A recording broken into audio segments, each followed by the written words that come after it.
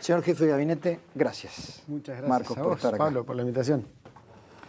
Confieso que esto no lo tengo preparado, pero por la cumplimiento. Gracias por apagarme el teléfono, que en el debut, para así como el trabajar presidente hoy se le traspapeló, yo me olvidé algo elemental, que las cámaras me van, que es apagar el celular.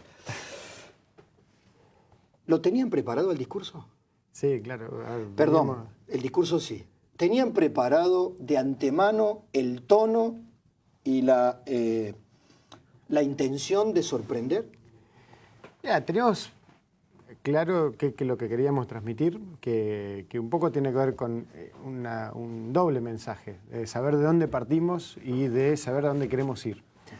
Y sabíamos y veníamos trabajando yo hace varias semanas con el presidente, en equipo, y vimos el debate público que se iba armando en torno a si había internas o no internas por el discurso, y preferimos no meternos y dejar que en todo caso el presidente pudiera transmitir el mensaje con la claridad que lo transmitió hoy. Nunca, o en todo caso en los últimos días, nunca se les pasó por la cabeza eso que se planteó en el periodismo, que Jaime Durán Barba, incluso el propio Marcos Peña, eran partidarios de concentrarse en el futuro y no inventariar el pasado?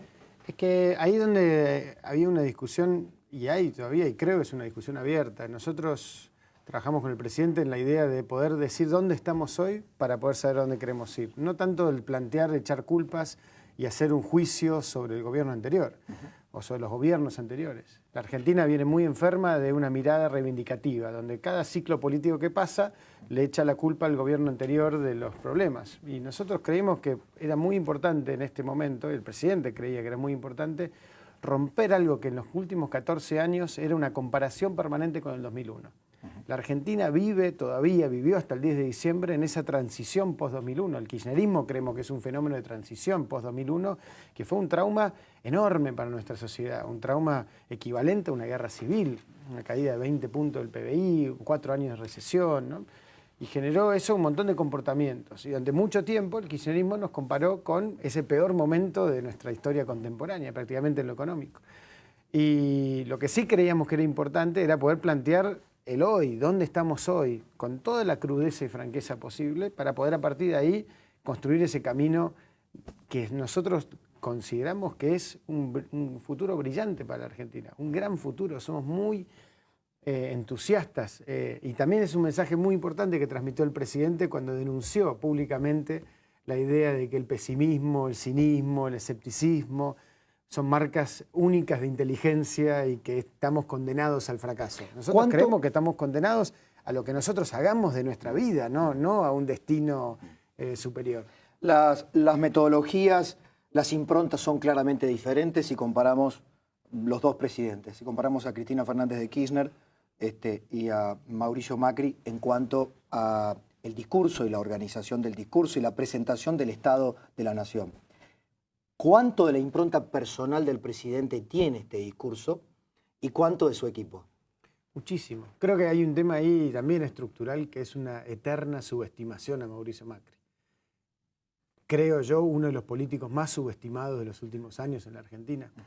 Y siempre decimos por suerte, porque siempre yo hoy veía a veces los comportamientos, algunas risas socarronas de algunos dirigentes del Frente para la Victoria y digo, qué suerte que sigan pensando esa idea medio maniquea y medio despreciativa porque, bueno, ganamos las elecciones, ¿no? Y ganamos contra un aparato monumental político que ellos tenían a cargo, digamos. Y creo que en todo caso ellos deberían estar pensando por qué perdieron la elección y por qué lo que fue una década de los mayores momentos de vacas gordas, digamos, por el valor de la soja, la Argentina no pudo hacer una transformación estructural como se correspondía. El kirchnerismo habló de provocación, pero incluso, hoy se lo preguntaba a Federico Pinedo en radio, ¿puede este discurso con esta impronta complicar las negociaciones, el intercambio, la construcción de algún consenso con un sector del peronismo que ya se había diferenciado del kirchnerismo?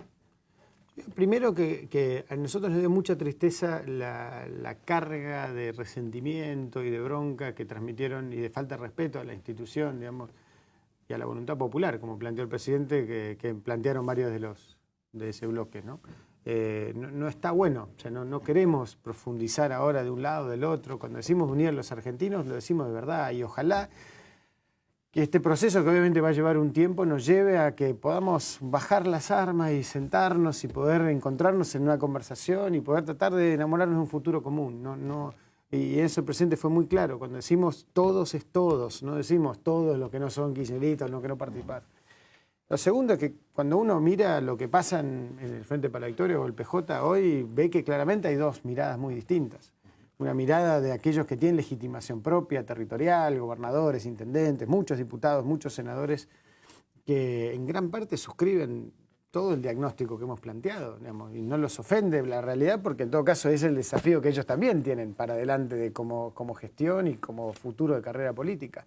Y después está una mirada más, creo, minoritaria dentro de esa fuerza, que todavía casi que niega la idea que perdieron, ¿no? Que es una visión más infantil, más necia de cerrarse y decir acá no pasó nada y sigue siendo Cristina y vamos a despertarnos de esta situación.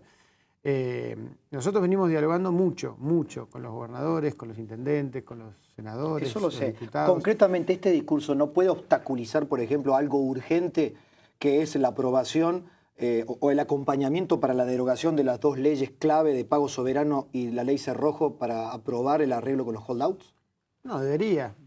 Centralmente porque esto es un problema del país, no es un problema de nuestro gobierno. Hace 15 años que la Argentina está en default y eso implica un costo estimado, nosotros hoy lo planteamos, de 100.000 millones de dólares, de 2 millones de puestos de trabajo que la Argentina no tuvo, un costo que fue el enriquecimiento de los fondos buitres en todos estos años. La estrategia Kicillof-Cristina, a los únicos que benefició fueron los fondos buitres. Y al mismo tiempo nos aleja del crédito para las personas, el crédito para las empresas, el crédito para los gobiernos, para poder desarrollar obra pública, para acceder a una vivienda, para poder generar una expansión de la fábrica. Entonces es una discusión muy clara. Nosotros creemos esto ahora está en manos del Congreso y el Congreso tendrá que elegir, digamos, si ratifica la postura de Cristina y Kicillof o si es parte de una mirada que nos permita salir de esta discusión, porque ahí hay un tema central. Nosotros lo planteábamos hacia finales de año y lo seguimos sintiendo. El cepo, los holdouts, todos estos problemas que parecían los grandes problemas de la agenda, no son los problemas centrales de la Argentina. Los problemas centrales son los que planteó el presidente, de la posibilidad de salir de la pobreza, de generar trabajo, de generar infraestructura, de generar fuerza de seguridad, de vincularnos con el mundo. Bueno, ahí me quiero detener, porque el discurso es como que tuvo tanto caudal y volumen autónomo que un poco nos ha corrido el eje de esto que son los 80 días del gobierno, ¿no? Y yo quería preguntar algunas cosas específicas. ¿El gradualismo está ratificado como metodología para salir de esta crisis? ¿Por qué lo pregunto? Me decía un economista el otro día, el gradualismo económico, después lo podemos profundizar con Willy, el gradualismo económico tiene el defecto en la historia de la Argentina que es una especie de sistema que provoca multi-insulto. Te insultan los que se ven afectados con un ajuste parcial, de hecho estaban los carteles de los despidos en el Estado, los tarifazos en la luz, es decir, todos aquellos sectores que han sido claramente tocados. Y también te insultan los sectores económicos que todavía no ven el beneficio directo de ese gradualismo. Y el gobierno, muchos gobiernos naufragaron en otros gradualismos pasados. ¿Por qué creen ustedes que esta vez le va a ir bien? Primero porque no hay una opción sustentable política y socialmente a este camino. El camino del gradualismo implica, más allá de las percepciones subjetivas que en las que coincido, que en el que uno a veces siente que aprieta el zapato en distintas partes, cualquier opción más fuerte de ajuste implicaría sí un costo social inmenso, que no estamos dispuestos a recorrer porque aparte no creemos que sea necesario. Perdón, y también hay que decir que es cierto, y yo suscribo lo que varias veces le he escuchado decir a Willy Cohen, hay un ajuste. Digamos, el tema de la palabra ajuste no hay que temer, hay un ajuste. El sector privado está pagando un ajuste en este reacomodamiento, este sinceramiento de la economía. Y está por verse cuánto lo va a pagar el sector público. Yo creo que es una transición económica donde lo que estamos tratando de normalizar un país para ponerlo en marcha lo más rápido posible. La realidad es que la Argentina no está en una situación de un clásico en el 2001 en Argentina o Grecia en su momento, porque la realidad tiene la posibilidad de la herramienta del endeudamiento como una posibilidad para poder sobre todo atender lo que es la obra pública y lo que es el poner en marcha la inversión pública. Pero también tiene un enorme capital de confianza que nos permite hoy en el mundo y en la Argentina ver lo que estamos viendo hoy de gente que dice yo voy a creer en la Argentina porque veo lo que ha sido capaz de superar, lo que está generando como proceso, el enorme capital humano y capital físico que tenemos como país. Entonces, la Argentina es un tema central. ¿Los empresarios están respondiendo verdaderamente a esos estímulos o todavía están orejeando las cartas? Digo, por los aumentos de precios, por las remarcaciones, ¿no? Porque por esta historia de les hablé con el corazón y me respondieron con el bolsillo. Pero creo que ahí el tema central hay un tema de entender, y esto tiene que ver con el diagnóstico de dónde estamos, que venimos de una sociedad muy enferma, donde la inflación, el tema central, y esto es lo que plantea el presidente hoy, y donde ellos no se pueden ofender porque ellos han desfilado por el mundo defendiendo la inflación alta como una herramienta de política económica. De todo lo que dijo el presidente hoy, creo que con lo que menos se podían ofender es que con esa realidad, que usaron la inflación como una estrategia política. Totalmente. Y el tema es, el empresario que especula en un contexto determinado. Es el mismo empresario que por ahí en Uruguay o Chile no está especulando. Depende ahí del Estado y de las reglas de juego y de la ley, que también fue un mensaje muy claro el presidente hoy al mundo empresarial. Es decir, nadie se crea que va a estar por encima de la ley. Ahora, lo que tenemos que salir es de la arbitrariedad, de los matones, de la lógica, porque eso al final del día, y esto es muy interesante, cómo casi todo el relato generó lo contrario a lo que decía. Digamos, esto que hablamos de los buitres antes, los buitres operan en aquellos países que hacen las cosas mal, no en cualquier país. No. Entonces lo que tenemos que buscan hacer... carroña, buscan putrefacción. Y ¿Dónde la encuentran? Quiero ser muy claro porque es lo que estamos convencidos. Nosotros estamos convencidos que la Argentina va rumbo a crecer, va rumbo a bajar la inflación, va rumbo a generar trabajo.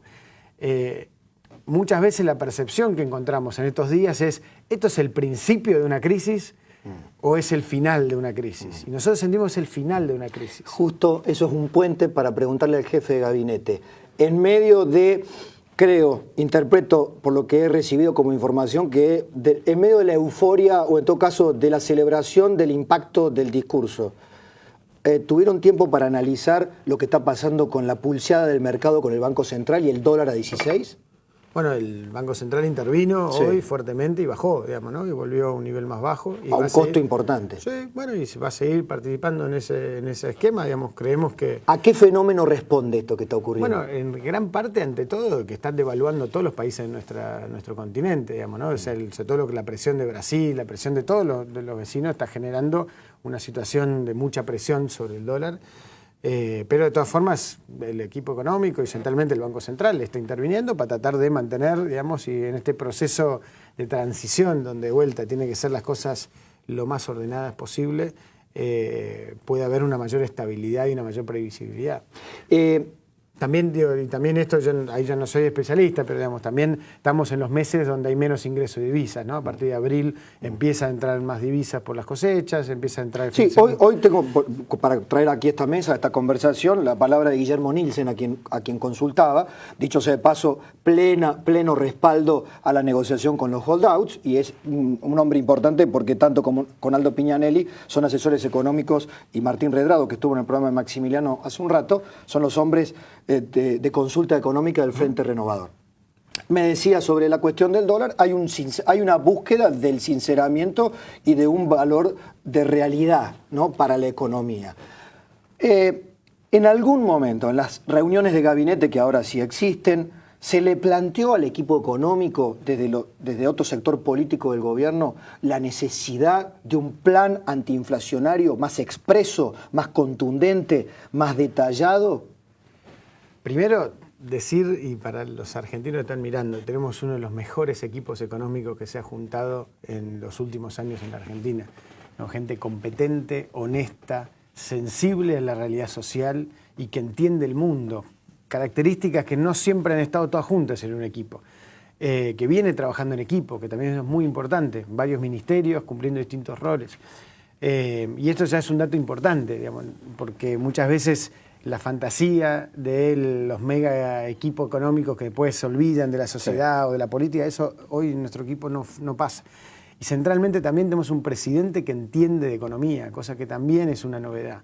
Un presidente que ha sido parte del sistema productivo. Bueno, Néstor Kirchner también creía entender de economía. Pero creo que Néstor Kirchner entendía a partir de la experiencia de la gestión pública, no necesariamente de la gestión privada, de poder generar puestos de trabajo, de generar industria, de generar a partir de comercio. Pero Entonces, hoy el presidente Macri reivindicó, claro, luego para decir todo lo mal que se hizo luego, los superávit gemelos y aquel momento prolijo, ciertamente virtuoso, si se le puede denominar, a ese primer ciclo del kirchnerismo. Es que el presidente Kirchner entendía claramente, como su mirada de gobernador, digamos, y demás, el valor de tener un equilibrio fiscal, porque al final del día el no equilibrio fiscal te lleva a un montón de problemas, ¿no? Pero volvamos al punto de la inflación. Creo que ahí el otro tema es, primero se ha planteado metas inflacionarias, se meten metas fiscales, el ministro Pratgay lo ha planteado, y en gran parte de ese programa se termina de completar una vez que cerremos el tema de los holdouts. Me parece que ahí también eso va a ser una cosa que va a ayudar a que todos los mercados y toda la sociedad puedan terminar de entender cómo es que vamos a ir financiando algunas cuestiones de déficit al mismo tiempo que generamos inversión pública, como decíamos antes, en ese camino de gradualismo. Ahí está el otro eslabón que quería plantear. Hay una percepción entre los economistas, pero fundamentalmente yo lo he recibido en el feedback, en el ida y vuelta con oyentes que simplemente peinan canas, más canas que las tuyas y las mías. Esta ya la vivimos. ¿Qué vivimos? Dicen algunos viejos argentinos. Vivimos que hay dos formas de procesar los déficits fiscales. Uno con la maquinita de emitir, generando inflación directa. La otra con el endeudamiento. Lo hablaba el otro día con Miguel Brown a esto, el secretario de Comercio. La pregunta clave es, el argumento de ustedes, del gobierno, dice que buscamos el endeudamiento para que nos ayude en la transición a financiar lo que de otra manera debería ser un ajuste brutal. Lo dijo Alfonso Pratgay y lo ha dicho el presidente. La gran duda, Marcos, es el autocontrol. ¿Quién le garantiza a los argentinos que el gobierno no se va a enamorar de ese sistema, es decir, de financiar los déficits con deuda y evitarle las malas noticias de ajustes en el sector público? En primer lugar, la palabra del presidente, y hoy lo ratifica, es que cada 4 años no haya más déficit en la Argentina, ¿no? Ese camino crítico que fue planteado por el ministro Pratgay es un compromiso, y nosotros todo lo que nos comprometemos lo queremos cumplir. Sería necio de nuestra parte plantear mensajes que después a los 2 años tenemos que... y en eso hemos sido muy consistentes siempre con lo que hemos dicho, tratado de llevarlo adelante. En segundo lugar, que una variable clave para también este tema es el crecimiento. Nosotros queremos crecer además, ¿no? Que es otra forma también de, con una política muy responsable en lo fiscal, que implica que el Estado sea un Estado fuerte, no un Estado agrandado pero sin un criterio, que fue otro de los mensajes centrales de hoy. Si aumentamos lo que se ha aumentado de 2 millones a 3,5 millones de empleos públicos en 10 años, que es una falsa forma de resolver el problema estructural de la crisis del 2001, pero no hemos mejorado los servicios, entonces el Estado tiene un problema, claramente. Entonces, hago una interrupción ahí. Ese es un tema clave cultural. Dijiste, el presidente es uno de los políticos más subestimados de la Argentina. Carga con algunos clichés, algunos motes difíciles. Ya lo hacía como jefe de gobierno. Es el presidente de los ricos, que va a gobernar para la riqueza. Riqueza 1, pobreza 0, decía algún cartel kirchnerista. O sea, es un hombre rico que viene del empresariado. Cuando gobernó la Ciudad de Buenos Aires, le decían a ustedes, ¿qué Estado si este hombre viene de los 90, efectivamente? Creo que con el gobierno de la Ciudad de Buenos Aires demostraron que hay una forma de gestionar el Estado diferente. Y la otra cuestión es la sensibilidad social, ¿no? Si este gobierno tiene o no tiene sensibilidad social, porque estructura, empuje para hacer reformas tiene. Primero que el gobierno de la ciudad es un muy buen ejemplo de nuestras prioridades y de cuán falso ha sido ese intento de demonizar a Mauricio Macri y a sus gobiernos. Hemos fortalecido el Estado, hemos fortalecido la inversión pública, hemos fortalecido la presencia del Estado en los sectores más vulnerables, hemos jerarquizado la carrera pública y hemos justamente dado todas las herramientas para que el Estado pueda funcionar bien y se jerarquice y dignifique el empleo público. Al mismo tiempo hemos trabajado para generar inversiones y para que la empresa pueda participar. Y esto, Hoy en día en la ciudad, vos ves casi la misma matriz de mensaje que se daba en la ciudad en los primeros años, en primeros meses cuando llegamos, ¿no? Los despidos son una forma de... Eso estamos de vuelta, estamos hablando del 1% de la mayoría de nombramientos que fueron hechos entre noviembre, octubre, antes de asumir. No hay persecución política allí. No solo no hay persecución política, sino que en todo caso nos preocupa enormemente la persecución política que ha habido con los empleados públicos en estos 10 años. Sí. Puedes hablar con todas las oficinas públicas donde uno va. Hemos tenido gente llorando, diciendo nos vuelven a respetar, a hablar, a tener en cuenta, nos han maltratado violentamente. Entonces es medio enloquecedor porque venimos de años donde de vuelta el Estado nos mintió y donde nos decía que estábamos mal por no aceptar esa mentira, ¿no? Es una violencia verbal, emocional que hemos vivido. Entonces salir de esa discusión es medio complicado porque ahora los carteles de hoy eran geniales en ese sentido casi, porque no sabía si estaban hablando del gobierno de ellos o del gobierno nuestro, porque también por ahí estaban haciendo el balance de su propio gobierno, porque los problemas, realmente pensar que los problemas los estamos generando nosotros en estos meses de gobierno, problemas que después de 12 años de un gobierno muy poderoso, habla de vuelta del desafío que tenemos como país, que tiene que ver con la autoestima, de entender que somos un gran país, de que no es verdad que estamos condenados al fracaso. Y yendo también a esa mirada sobre si esto es otra vez repetir la historia, no tiene por qué ser repetir la historia, no tiene por qué serlo. Entendemos el miedo, el escepticismo, las dudas, el pánico que a veces genera a enamorarse de esta vez será en serio y otra vez me van a defraudar, pero lo que queremos plantear es, nosotros no vamos a cambiar la Argentina. No lo vamos a hacer. Nuestro gobierno no va a cambiar la Argentina. La Argentina la van a cambiar los argentinos. Nosotros lo que podemos hacer es ayudarlos, darles herramientas. El eslogan de Obama en Estados Unidos. Bueno, pero más allá de... El cambio no somos nosotros, somos todos. Pero es que lo creemos y es también una señal de época. Es la necesidad de un gobierno que sea contemporáneo con el tiempo que vivimos. Una cosa muy puntual, impuesto a las ganancias. El presidente había dicho en declaraciones a Cadena 3 el otro día que pasaba, y se armó un gran batahola, que el tema de las escalas debía pasar para el año que viene, que el Congreso las tratara, pero pasaba para el año que viene. Hoy dijo que el Congreso lo trate cuanto antes. Si el Congreso decidiera ponerse de acuerdo en modificar las escalas del impuesto a las ganancias, este año, en los próximos meses, ¿se modifican las escalas? Nosotros seguimos planteando, primero, que la enorme transferencia de recursos que ya muchos están empezando a recibir en los primeros sueldos y van a seguir recibiendo en abril. Son casi 50.000 millones de pesos que el Estado le ha devuelto a la sociedad de un impuesto claramente injusto, regresivo y basado en la distorsión de la inflación. A partir de eso, nosotros estamos diciendo esto hay que corregirlo. Una primera parte lo hicimos desde el Ejecutivo, una segunda parte hay que hacerlo desde el Legislativo. Seguimos creyendo que hay que tratarlo este año para darle previsibilidad, un camino crítico para salir de esa situación de las escalas, pero que la situación fiscal te lo permite a partir del 2017. Eso es una cuestión cerrada. Sí, es lo que nosotros creemos y hemos planteado. A ver, si hay otra persona, otra fuerza política que nos explica cómo poder sostentar este camino crítico de gradualismo, que es obviamente un camino muy delicado, aumentando más aún ese costo fiscal, cuando en realidad cuando uno mira el impacto sobre el bolsillo de cambiar la escala, no es tan alto comparado a lo que ya se ha hecho, digamos que es muy importante. Ahora, es lo mismo que la discusión del 15% con las provincias o el 82% móvil. Son temas que tenemos que ir construyendo un camino de previsibilidad para que en estos 4 años se puedan ir acelerando lo más rápido posible, pero poder ir haciéndolo de manera tal que sea sustentable. Falta un capítulo que no lo tenemos todavía, que es cuando comience a funcionar el Parlamento y el Parlamento decida, a veces, en el signo contrario, bueno, yo daba un ejemplo, podría haber sido el tema de impuesto a las ganancias. ¿Cuál va a ser el comportamiento del gobierno de Mauricio Macri frente a decisiones del Parlamento?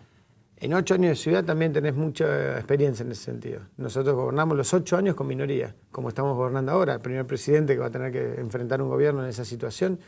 El 70% de las leyes que sacamos en la Ciudad de Buenos Aires surgieron de propuestas de los opositores. Y en esto no hay que tenerle miedo también al veto como una herramienta constitucional, al igual que los decretos, y lo seguimos diciendo. Las herramientas institucionales son herramientas institucionales. En un contexto de un gobierno que no dialoga, que se cierra, que busca concentrar todo el poder, esas herramientas tienen una carga. En un gobierno que dialoga, que es abierto, que trata de construir consensos, todas las herramientas tienen que estar sobre la mesa. Lo importante es la cultura del acuerdo, la cultura de tratar de llegar a entendimientos en algunos temas. Hoy se plantearon calidad educativa, extensión de la obligatoriedad a sala de 3 años, las leyes de narcotráfico, la reforma política, la reforma de la justicia. Son todos temas que todos los candidatos a presidente estaban de acuerdo en la campaña. Entonces, ¿por qué no nos vamos a poner de acuerdo? Estamos ya en el cierre y quiero 2 temas fundamentales. Hoy el presidente habló del caso Nisman. Mientras el presidente hablaba, la jueza Palmaguini se apartaba. Hay revelaciones impresionantes sobre lo que ha dicho el espía Estiuso. Pasa a la justicia federal. Como causa emblemática la causa Nisman, pero esto que sirva, digamos, como muestra para el resto de las causas por presunta corrupción, o en este caso un presunto cada vez más claro magnicidio. ¿Van a colaborar activamente con la justicia para entregar este inventario puesto en números de lo que pasó en la gestión anterior? Por supuesto, nosotros tenemos el camino de la institucionalidad. Primero, colaborar con la justicia, fortaleciendo su independencia, dándole herramientas y dándole la tranquilidad a la justicia que trabaje no solo en lo que ha pasado antes, sino también que trabaje en tiempo real si hay algo que amerita eso. Eso es clave para construir la confianza en la República, en las instituciones. Por otro lado, también hay que trabajar con todas las instituciones de control, la CIGEN, la Auditoría General de la Nación, todas las instituciones, la Oficina Anticorrupción, que hay que fortalecer y trabajar. Todos esos mecanismos son los que tienen que ir ayudando a dar todos los elementos en las causas necesarias. Y por último, un dato no menor, y que también lo hemos planteado y que a veces pasó de largo en toda esta vorágine de estos 80 días, es la absoluta transparencia de la información pública, pero no solo para la justicia, para el periodismo, para la academia, para los vecinos, para los argentinos. El PAMI, por ejemplo. Hemos puesto online toda la información del PAMI. Vamos a poner online toda la información de todo y este trabajo es un trabajo que tenemos que hacer todos juntos, porque es un control ciudadano también. 22 minutos con el Papa Francisco. A muchos católicos nos molestó, porque fue el presidente latinoamericano que menos tiempo estuvo con el Papa. Es evidente que el gobierno tiene que mostrar que no pasó absolutamente nada y que fue todo muy cordial. Y que en esos 22 minutos el Papa pidió paciencia y lucha contra la corrupción y el narcotráfico. Pero, ¿no quedó un gusto a poco? No, pero el primer punto es, hay mucha fantasía sobre eso. Que entró alguien a los 22 minutos con un cronómetro y dijo se terminó. La realidad, ellos se conocen hace mucho tiempo. Y sus reuniones son muchas veces así, hace mucho tiempo. Tratan los temas, avanzan, y en un momento la conversación dijeron, bueno, listo, perfecto, avanzamos los temas, vamos para... O sea, no es que hubo una decisión deliberada. No, al contrario, y creo que también es muy importante destacar los gestos institucionales. Muchos dicen, no, fue frío, la biblioteca, etc. Se lo recibió por primera vez el Papa Francisco, un presidente argentino, con una visita de Estado. Nunca había recibido a la presidenta Cristina en una visita de Estado. Se hizo un gesto protocolar muy importante con Juliana Aguada, que era la primera vez en la historia del Vaticano que se permitía a una mujer de un presidente católico que no estuviera casado por iglesia. Me parece que entendemos la situación, entendemos porque estamos en un momento de mucha tensión en parte, y creo que eso sí lo hablaron el Santo Padre con el presidente Macri, esto que hablamos antes, la preocupación por la división y por la crispación y por la tensión. Tenemos que relajar un poco, porque aparte, aún entre todo, no perdamos perspectiva de quién es el Santo Padre, quién es el Papa en la historia de la Argentina, en la historia del mundo, en lo que hoy es el mundo. Entonces creo que lo más importante que podemos hacer acá en la Argentina es tomar en todo caso su mensaje pastoral, su mensaje y llevarlo a la práctica, que es lo que estamos tratando de hacer. Señor jefe de gabinete, muchas gracias por este primer diálogo que inaugura este conversatorio. Espero que no sea, por supuesto, no el último, sino que no sea el único en el año. Lo voy a invitar en alguna otra oportunidad. Con gusto. Gracias y felicitaciones por el nuevo programa. Gracias. Pausa y ya estamos con Willy Cohen y con Sergio Bernstein. Ya Laura Alonso, Fernando Sánchez, nos ocupamos del análisis de lo dicho aquí y lo que ha dicho el presidente hoy.